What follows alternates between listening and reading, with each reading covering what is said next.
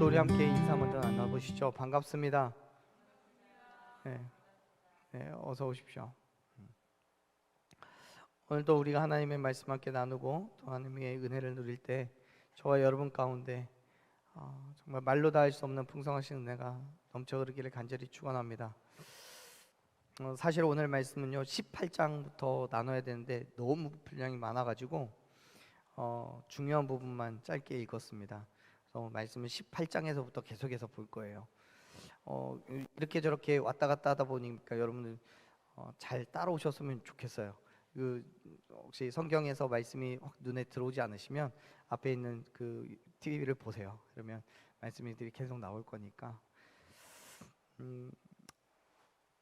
오늘 또 하나님께서 우리에게 주시는 은혜 가운데 있는 저와 여러분 되기를 소망합니다. 여러분, 오늘 요즘에 여러분들이 가장 많이 들으셨던 말이 있다면 어떤 것입니까? 저는요 코로나 이후에 TV를 틀어도 또 여러 가지 방송 매체를 통해서도 또 책이나 또는 다른 목사님들의 설교를 통해서도 또 제가 듣는 여러 가지 듣는 세미나 같은 것들을 통해서도 정말 많이 들었던 말이 뭐였냐면 위기가 곧 기회다라는 말이었습니다. 그렇죠? 요즘이 교회적인 입장에서 보자면 코로나19로 인해서 현장 예배가 중지되고 온라인으로 전환되는 그 시점에서 많은 교회들이 위기를 겪었어요. 그게 원인이 되었는지 성도들이 많이 교회를 떠났고요. 통계적으로 많이 떠났고 또 많은 교회들이 또 문을 닫았다는 소식도 있었습니다. 주변 다른 상황들도 별반 다르진 않아요. 많은 가게들이 그리고 자영업자들이 피할 수 없는 위기를 맞이했고 문을 닫는 곳들도 정말 많았죠. 또 우리 개개인의 상황 속에서도 그렇습니다. 건강의 문제도 있고요. 물질적인 문제이거나 혹은 내가 해결할 수 없는 어떤 일로 위기를 만날 때도 있습니다. 그럴 때마다 주변에서 듣는 얘기는 항상 그런 것들이에요. 위기는 곧 기회다. 이 위기를 잘 살리고 지나고 나면 기회를 맞이하게 된다. 그때까지 지금을 견뎌라. 뭐 이런 얘기들입니다. 그렇습니다. 분명히 위기는요 기회라고 말할 수 있습니다. 지금을 잘 견디면 이전에는 기대할 수 없었던 기적과도 같은 일들을 경험할 수도 있습니다. 그런데 여러분, 어느 정도 시간이 지나야 정말 위기가 기회로 바뀌게 될까요? 지금의 위기를 어떻게 하면 견뎌낼 수 있을까요? 어떻게 하면 정말 말하는 것과 같은 그 기회를 우리가 잡을 수 있을까요? 사실 세상에 많은 사람들이 위기를 기회로 만들기 위해서 여러 가지 방법론들을 이야기합니다. 나름대로 연구한 결과들을 책으로 써서 내고 또 방송 같은 강연을 하기도 합니다. 그리고 우리는 저마다 맞이한 위기를 극복하기 위해서 상황에 맞는 방법들을 선택해서 적용하죠. 그래서 잘 되는 경우도 있습니다. 위기를 극복했다는 사람들도 그러한 사례들도 얼마든지 찾아볼 수 있습니다. 물론 그렇지 않은 경우도 있습니다. 위기의 상황이 다르고요, 방법도 다르기 때문에 어떤 것이 옳다 그르다라고 말하는 것도 쉽지 않아요. 그런데요, 여러분, 저와 여러분에게는 어떠한 형태의 위기를 만나게 되었든지 동일하게 적용할 수 있는 유일한 방법이 있습니다. 그리고 그 방법은 반드시 충분한 효과를 보게 될 줄로 믿습니다. 위기를 넘어서서 기회로 만들 수 있는 유일한 방법, 그게 뭘까요?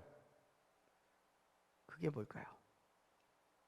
오늘 저는 우리가 나누는 말씀 속에서 남유다의 13번째 왕인 히스기야를 통해 그 방법을 찾아보려고 합니다.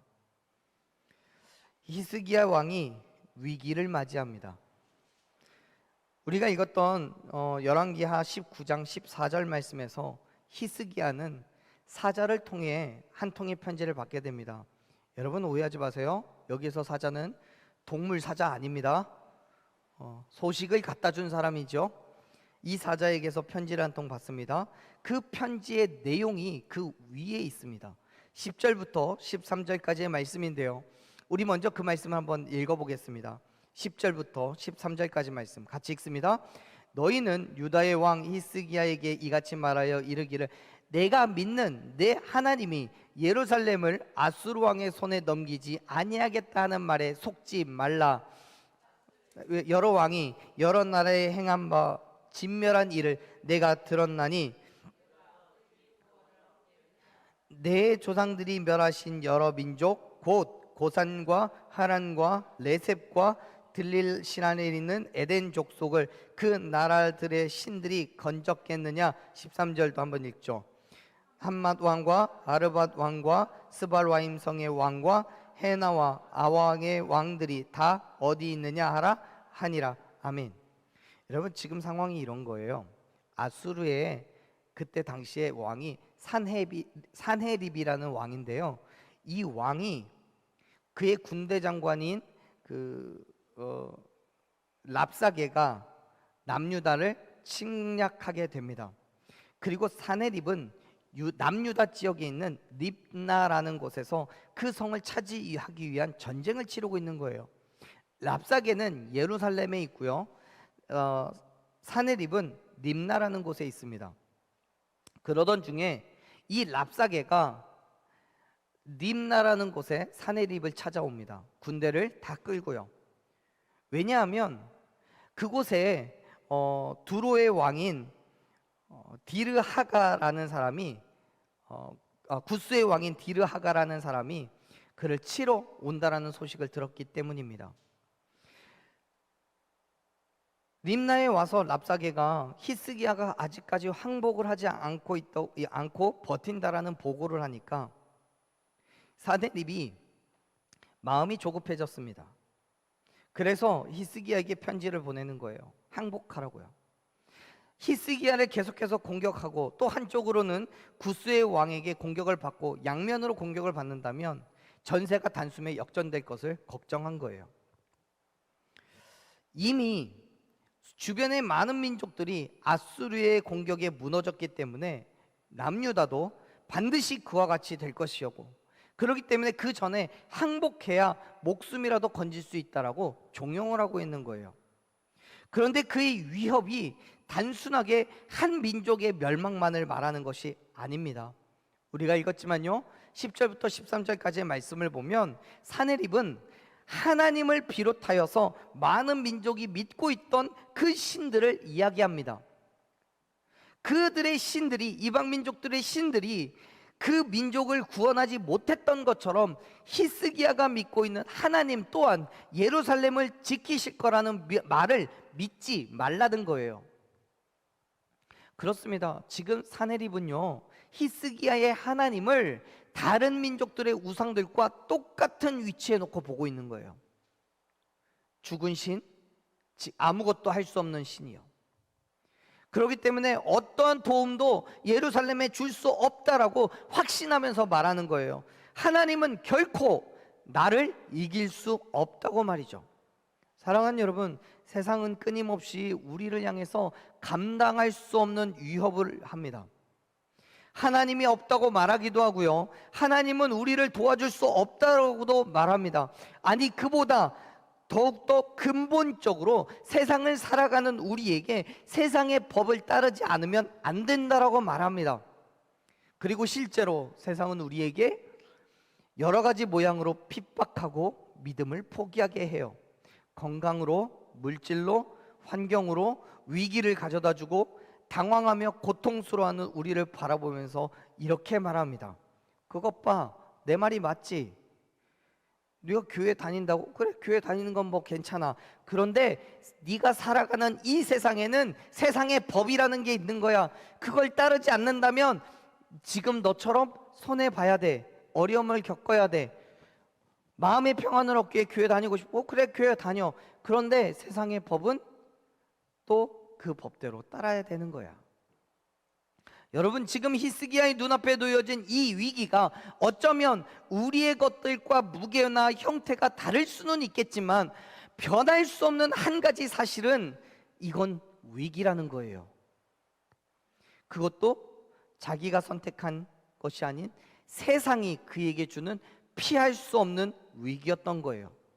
그러한 상황에 여러분은 어떻게 반응하시겠습니까? 사실 이 말씀에서 확인되는 히스기야가 겪는 위기는 처음이 아닙니다. 이미 동일한 위기가 한 차례 더 있었어요. 18장 13절에서부터 보면은요, 히스기야 왕이 유다를 다스린 지 14번째 해가 되었을 때였습니다. 역시 아수르의 사네립이 유다를 침략합니다. 이 침략을 1차 침략이라고 말합니다. 애굽을 점령하러 가는 길목에 유다가 있었기 때문에 그 길을 수월하게 가기 위해서 이 아수르 왕인 사네립은 유다를 정복을 하려고 합니다. 그렇게 해서 실제로 몇몇의 성을 점령했습니다. 그때 히스기야의 반응이 우리의 예상을 뒤엎습니다. 한번 말씀을 찾아볼까요? 18장 14절 말씀입니다. 18장 14절 말씀 같이 읽어보겠습니다. 유다의 왕 히스기야가 라기스로 사람을 보내어 아수르 왕에게 이르되 내가 범죄하였나이다. 나를 떠나 돌아가소서.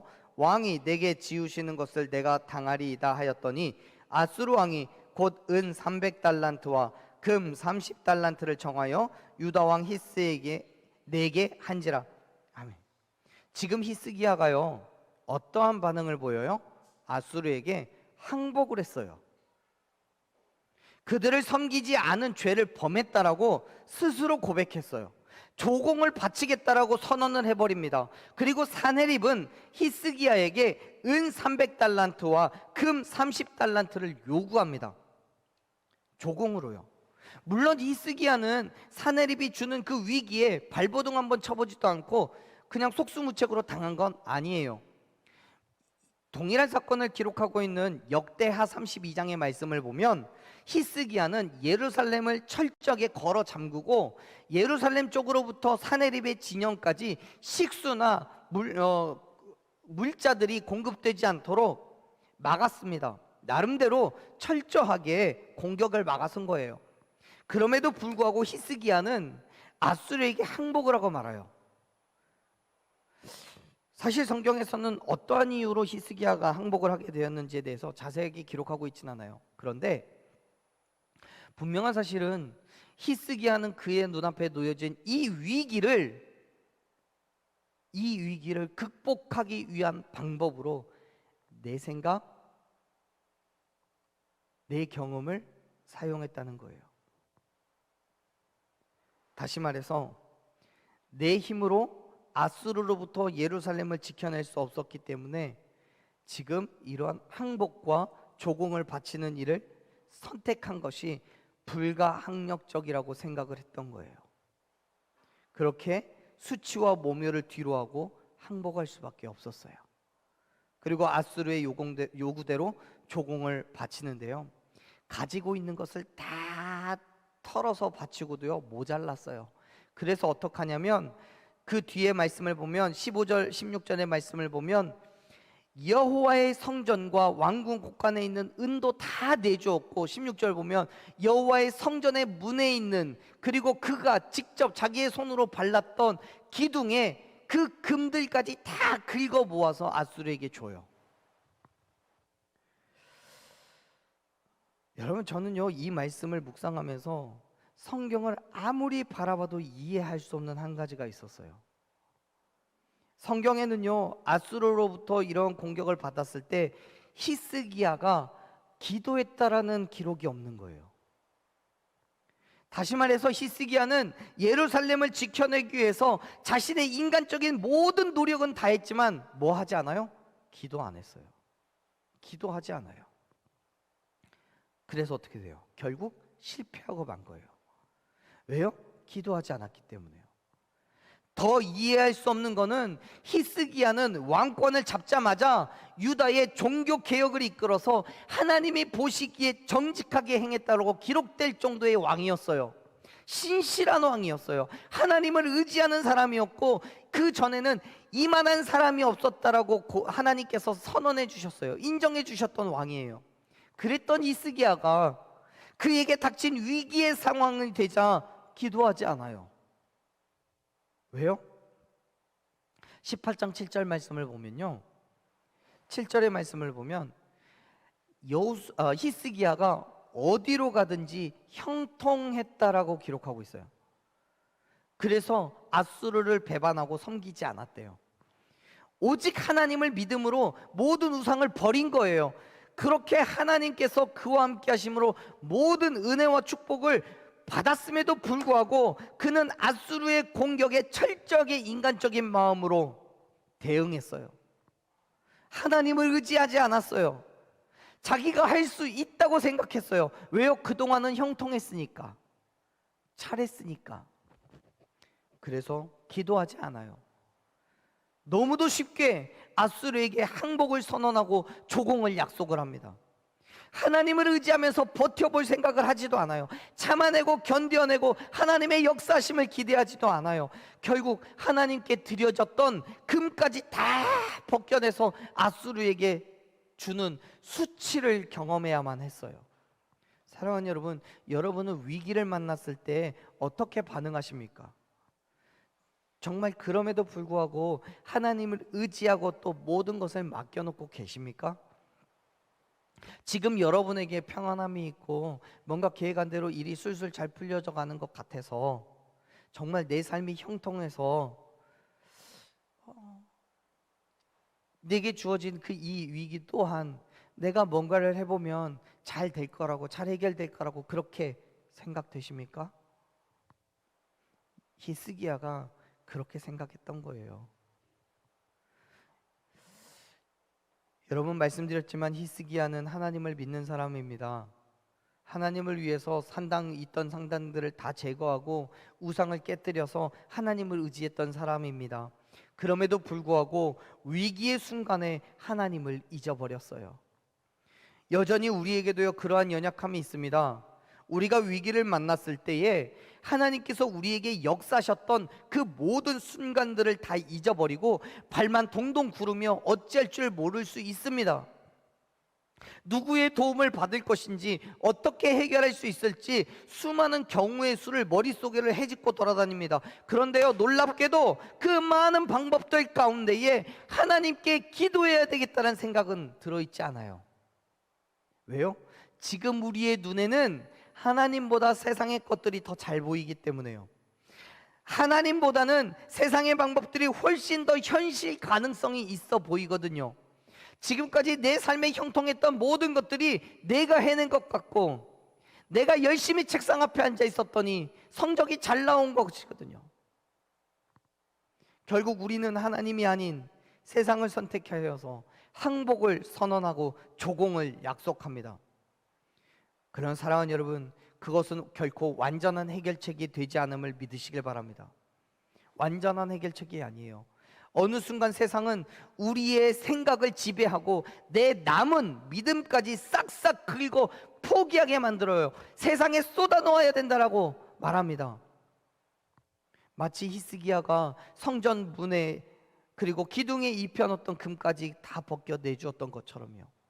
우리의 정말 남은 작은 믿음까지도 철저하게 짓밟아버리는 게 세상인 거예요. 어쩌면 그것이 끝이라고, 그 정도 했으면 더 이상 위기는 없을 거라고 히스기야는 생각했을지도 모릅니다. 그런데요, 그에게 주어진 위기는 이것으로 끝이 아니에요. 히스기야가 아수르에게 열심히 조공을 바쳤던 그때에 기고만장해진 아수르의 왕은 다르단과 랍사리스 그리고 랍사게라는 사람으로 해서 예루살렘으로 가게 합니다. 이게 2차 침공이에요. 18장 17절부터 25절까지의 말씀을 보면 이 사람들이 히스기야의 코앞까지 와서 예루살렘에 들어와서 이렇게 말합니다. 누구를 의지하냐고. 너는 하나님을 의지한다고 하지만 그래서 산당과 제단을 제거하고 예루살렘에서만 예배한다고 하지만 되겠어? 나랑 내기할까? 네가 나를 이길 수 있다면 내가 너에게 말 2,000마리를 줄게. 지금 네가 앗수르를 섬기는 것이 하나님의 뜻인 거야. 여러분, 지금 히스기야는 랍사게로부터 농락을 당하고 있는 거예요. 하나님이 모욕을 당하고요, 그렇게 또다시 항복을 요구받고 있는 거예요. 또다시 주어진 이러한 위기 속에서 히스기야는 어떻게 반응한 줄 아세요? 랍사게의 모멸적인 말을 들은 히스기야가 이렇게 말합니다. 이렇게 합니다. 19장 1절 말씀이에요. 자, 1절 말씀을 같이 읽겠습니다. 히스기야 왕이 듣고 그 옷을 찢고 굵은 배를 두르고 여호와의 전에 들어가서. 여러분, 이제야 비로소 히스기야는 하나님 앞에 기도하기 시작합니다. 이제야 비로소 당시의 선지자였던 이사야에게 기도를 부탁합니다. 진짜 하나님을 의지하기 시작한 거예요. 하나님의 도우심을 구하는 거예요. 그렇게 하나님을 찾는 히스기야에게 이사야 선지자는 이렇게 말을 합니다. 6절 7절 말씀 같이 읽어보겠습니다. 6절 7절 시작. 이사야가 그들에게 이르되 너희는 너희 주에게 이렇게 말하라. 여호와의 말씀이 너는 아수르 왕의 신복에게 들은 바 나를 모욕하는 말 때문에 두려워하지 말라. 내가 한 영을 그의 속에 두어 그로 소문을 듣고 그의 본국으로 돌아가게 하고 또 그의 본국에서 그에게 칼에 죽게 하리라 하셨느니라 하더라. 아멘. 사랑하는 여러분, 여러분의 눈앞에 놓여진 위기로 인해서 두려워하지 마십시오. 걱정하지 마십시오. 하나님께서 저와 여러분을 그 위기 가운데서 건져내시고 우리에게 더 좋은 환경을 열어주실 줄로 믿으시길 바랍니다. 그런데 여러분, 그러한 상황이 그냥 주어지는 게 아니에요. 하나님 앞에 우리의 모든 문제를 내어놓고 기도할 때 주시는 은혜임을 믿으시길 바랍니다. 그렇습니다. 지금 히스기야는 그가 맞이하게 되는 이 두 번째 위기 속에서 첫 번째는 인간적인 두려움과 걱정에 잘못된 선택을 하고 말았지만, 하나님이 아닌 세상의 방법을 선택했지만, 어쩌면 히스기야는 그 모든 것으로 모든 문제가 해결될 거라고 생각했지만 그렇지 않았던 거예요. 앗수르는 지금에 만족하지 않고요, 또다시 히스기야를 위협했어요. 그뿐만이 아니라 히스기야의 선택 때문에 하나님께서 멸시를 받기까지 했어요. 조롱하는 거예요. 랍사게가 이야기하잖아요. 하나님이 너희를 지켜준다고 안 그래? 다른 이방 나라 우상들처럼 하나님도 우리의 발밑에 무릎을 꿇게 될 거야. 그게 히스기야에게 너무나 고통스러운 사건이 됐어요. 왜요? 그래도 히스기야는 하나님을 믿는 사람이잖아요. 하나님으로부터 정직한 왕이 신실한 왕이라고 인정받았던 사람이었어요.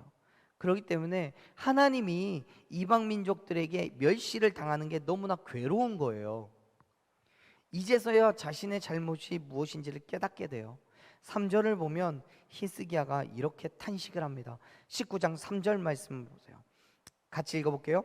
그들이 이사야에게 이르되 히스기야의 말씀이 오늘 환난과 징벌과 모욕의 날이라. 아이를 낳을 때가 되었으나 해산할 힘이 없도다. 아멘. 히스기야가 자신도 하나님 앞에 무릎을 꿇고 기도하지만 당시 선지자였던 이사야에게 사람들을 보내서 기도해달라고 요구합니다. 기도해 주세요. 그때 그 사람들이 이사야 선지자에게 가서 이야기한 거예요. 오늘이 환난과 징벌과 모욕의 날이라고요. 아이를 낳을 때가 됐지만 내게 힘이 없다고요. 사랑하는 여러분, 히스기야는 현재 자신과 남유다에 맞닥뜨려진 이 상황을 세 가지 단어로 표현합니다. 환난, 징벌, 모욕. 이건요, 앗수르가 그들을 침략한 것이 우연한 사건이나 혹은 민족 간의 세력 다툼이 아니라 하나님께 대한 불순종의 결과라고 받아들인 거예요. 내가 하나님 앞에 하나님을 모른 척하고 내 마음대로 내 욕심대로 살았더니 하나님께서 내게 이러한 징계를 주시는구나. 내 뜻대로 앗수르에게 항복을 하고 조공을 바친다고 했더니 하나님께서 또다시 앗수르로 하여금 나를 징계하시는구나 깨달은 거예요.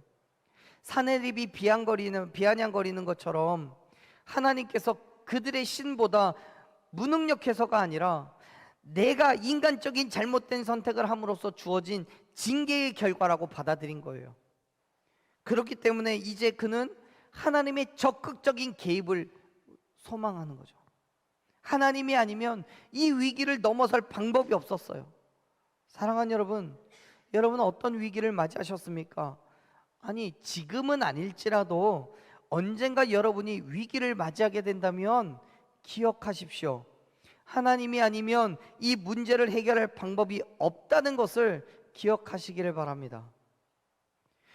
히스기야처럼 세상의 도움을 구한다면 세상은 반드시 우리에게 더 큰 것으로 또 다른 것을 요구하게 될 것입니다. 그렇기 때문에 사랑하는 여러분, 우리에게 위기가 찾아온 그 순간, 그 즉시 두려워하지 말고 하나님께로 나아가십시오. 내가 해결할 수 없는 그 문제를 하나님께서 해결하시고 지금보다도 더 큰 것으로 하나님께서 은혜 베풀어 주실 줄로 믿으시길 바랍니다. 하나님께 도움을 청하세요. 우리가 하나님을 온전히 신뢰하고 의지한다면 우리 앞에 놓인 위기는 더 이상 우리의 위험이 될 수 없다는 사실을 여러분 믿으시길 바랍니다. 왜요? 전지전능하신 하나님께서 반드시 저와 여러분의 도움이 되실 것이기 때문에요. 그 믿음으로 견뎌내는 거예요. 그 믿음으로 우리의 위기를 참아내는 거예요. 조급해하지 말고요. 그렇게 매일매일 승리하며 나아가는 저와 여러분 되기를 간절히 축원합니다. 아수르의 왕은요, 림나에서 전쟁을 치르고 있었어요. 예루살렘에 있던 랍사게는 그를 돕기 위해서 림나로 떠납니다. 그러면서 구스 왕인 디르하가가 히스기야를 도구러 온다는 소식을 듣고 사내를 입은 히스기야에게 편지를 보내요. 또다시 히스기야의 믿음을 조롱하며 하나님을 의지하지 말고 세상을 보라고요. 이미 나를 거부한, 아수르를 거부한 다른 민족들이 다 무너졌다고 말합니다. 그 편지를 받고 히스기야는 하나님 앞으로 나아가서 하나님 앞에 그 편지들을 다 펼쳐놔요. 하나님께서 보시라는 거예요. 그리고는 기도합니다. 그 기도가 이렇습니다. 15절 말씀 읽어보겠습니다. 19장 15절입니다. 읽습니다.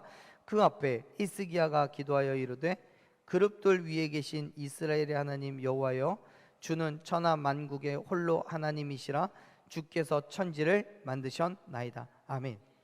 히스기야는 그가 믿는 하나님을 천지를 창조하신 유일한 분이라고 고백합니다. 이 고백을 히브리어 원어로 번역을 하면요, 직역을 하면 이렇게 말할 수 있어요. 바로 당신이 천하의 모든 다스림에 있어서 유일하신 하나님이십니다.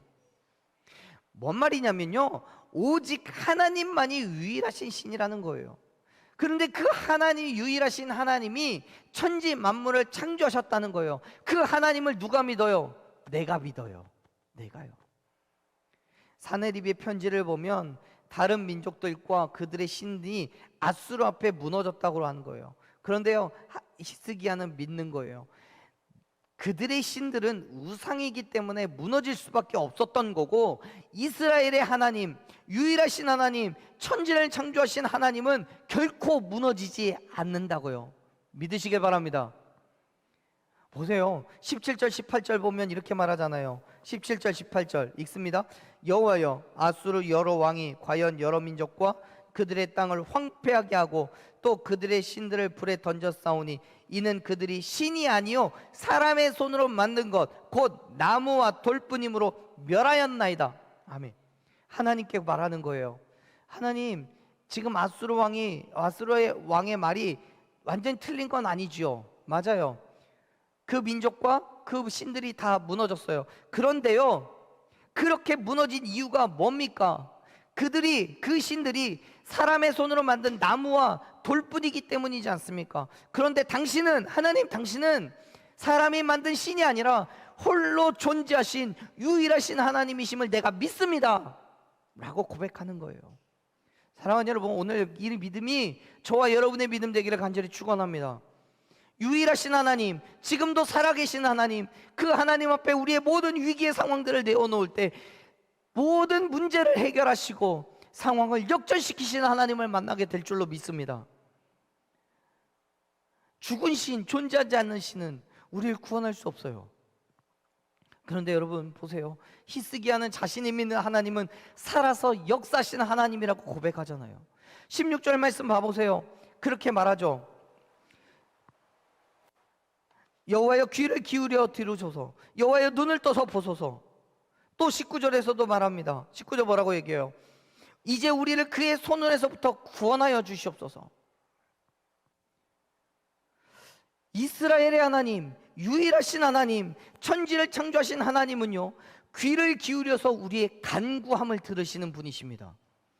우리의 환경과 처지를 눈을 뜨고 보시는 분이십니다. 죽은 신이 아니에요. 듣지 못하고 보지 못하는 신이 아닌 거예요. 그리고 우리를 모든 위기와 어려움으로부터 구원하실 수 있는 유일한 분이 바로 저와 여러분의 하나님이 된 줄로 믿습니다. 할렐루야. 물론 히스기야가 그 사실을 이전엔 몰랐던 건 아니에요. 잠시 세상에서 주는 그 두려움 때문에 잊어버렸던 거죠. 하지만 지난 시간을 되짚어 보면서 자신의 잘못을 깨달은 지금, 이제는 모든 위기 가운데서 완전히 하나님만을 의지하게 되었습니다. 사랑하는 여러분, 바울은요 빌립보서 4장 6절부터 7절까지 해서 우리에게 그렇게 말하죠. 아무것도 염려하지 말라고요. 다만 모든 일에 기도와 간구로 너희 구하실 것을 감사함으로 아뢰라고요. 하나님께 아뢰라고요. 그러면 모든 지각에 뛰어난 하나님의 평강이 그리스도 예수 안에서 너희 마음과 생각을 지키실 거라고 약속하셨습니다. 사도 요한은 말합니다. 요한일서 5장 15절에서요, 우리가 무엇을 구하는지 하나님께서 들으시기 때문에 구한 모든 것을 얻은 줄로 믿으라고요. 그렇습니다.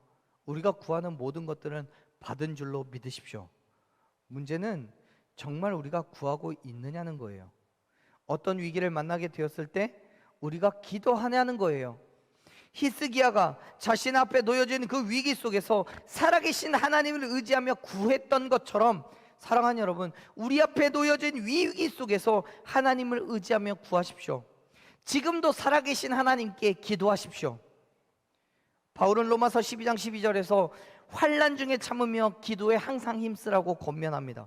그 말씀 붙잡고 우리가 어려움과 고난 가운데서 기도할 때 저와 여러분을 통하여 하나님께서 유일하신 하나님임을 온 열방 가운데 드러내실 줄로 믿습니다. 저와 여러분의 위기가 해결됨으로써 하나님께 영광을 높이게 하실 줄로 믿습니다. 왜요? 하나님은 지금도 살아계시기 때문에요. 사랑하는 여러분, 지난 21일간 우리는 매일 밤 다니엘 기도의 자리에 나갔었습니다. 그 시간 동안 저는요 성경을 일독하며 온 마음을 다해 기도했습니다. 성경은 오늘 저녁까지 읽으면 요한계시록까지 다 끝납니다. 21일간 정말 하루에 50장 60장씩 읽으면서 한밤에요 열심히 성경 읽고 기도했습니다. 그리고 오늘 저녁에도요, 오늘 저녁까지 있는 다니엘 기도를 마치고 나면 또 저는 오늘 저녁까지 간절한 심령으로 저와 여러분의 삶을 내어놓고 기도할 겁니다. 왜요? 우리는 지금 위기 가운데 있으니까요. 우리의 눈에는 그렇지 않은 것처럼 보일 수 있습니다. 어쩌면 정말 이보다 더 평안한 적이 있었나 싶을 정도로 어려운 상황이 아닐 수도 있습니다. 그런데 저는 요즘에 두려움을 느껴요. 왜냐하면 18절에서 히스기야가 처음 아수르에게 항복을 요구받았을 때처럼 세상은 우리를 향해서 타협을 요구하기 때문에요. 그리고 그 위기 속에서 저는 너무나도 쉽게 항복하고 조공을 바칠 만큼 연약하다는 것을 알고 있기 때문에요. 그래서 기도하는 거예요. 그래서 하나님을 의지하며 도움을 구하는 거예요. 사랑하는 여러분, 저는 지금 하나님의 마음으로 여러분을 부르고 있는 겁니다. 저와 함께 기도하시지 않겠습니까? 우리가 만나는 그 위기 속에서 눈앞에 놓여진 사탄 마귀의 유혹과 시험 가운데서 이기고 승리하기 위해서 함께 기도하시지 않겠습니까? 우리 하나님, 유일하신 하나님, 천지를 만드신 그 하나님께 우리 기도하며 나아갑시다. 하나님께서 그의 손으로 우리를 구원하시며 우리를 통해 천하 만국이 하나님께 영광과 찬송과 경배를 드리게 될 줄로 믿습니다. 지금도 살아계신 하나님, 역사하시는 하나님을 알게 하실 줄로 믿습니다. 우리 한번 그렇게 고백해 봅시다. 하나님은 지금도 살아계십니다. 한번 더, 하나님은 지금도 살아계십니다. 할렐루야, 아멘. 기도하십시오. 간구하십시오. 오늘 또 살아계신 하나님께서 저와 여러분이 부르짖을 때 응답하시고 역사하셔서 모든 위기와 어려움 속에서 구원하시는 기적과 은혜를 저와 여러분의 삶의 모든 영역 가운데 넘치도록 부어주실 줄로 믿습니다. 아멘. 우리 함께 찬양하고 믿음으로 결단하고 기도하겠습니다. 사랑하는 여러분, 위기를 만나셨습니까? 어떤 어려움과 문제가 있으십니까? 기도하십시오. 지금은 그것이 위기처럼 보이겠지만 우리의 입술을 주목하시고 우리의 목소리에 들으시는 하나님, 우리의 환경과 처지를 지켜보시는 하나님께서 멈추지 않는 우리의 기도를 들으시고 그 위기로부터 역전시키셔서 하나님의 살아계심을 드러내실 줄로 믿습니다. 지금도 살아계시며 역사하시는 하나님을 보게 하실 줄로 믿습니다. 우리 함께 찬양하고 고백하고요, 그러한 기도의 제목으로 함께 기도하겠습니다.